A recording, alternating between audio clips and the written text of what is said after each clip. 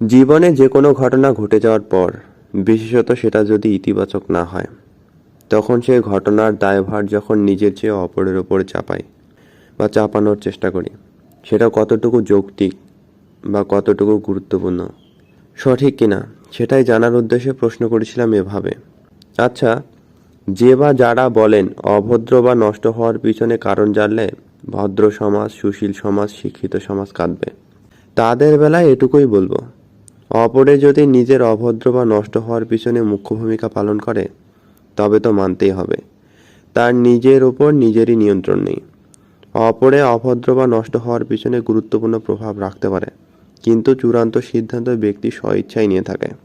নিজের ইচ্ছা ছাড়া কাউকে দিয়ে কোনো কিছুই করানো সম্ভব নয়। যারা বলেন সম্ভব তারা হয়তো ভুলে গেছেন, ভালো থাকতে গিয়ে পরিস্থিতির সাথে যে আপোষ করেছেন, সেটাও নিজের ইচ্ছায়। যারা নিজের যে অপরকে এভাবে দোষারোপ করেন, তাদের দোষারোপ করা কেন জানি মনে হয় নিজেই নিজেকে নষ্ট করে সেই দায়ভার অপরের ঘাড়ে চাপানো। পদ্ধতিটা ভুল বলে নিজেকে নষ্ট করার দায়ভার অপরে নেয় না,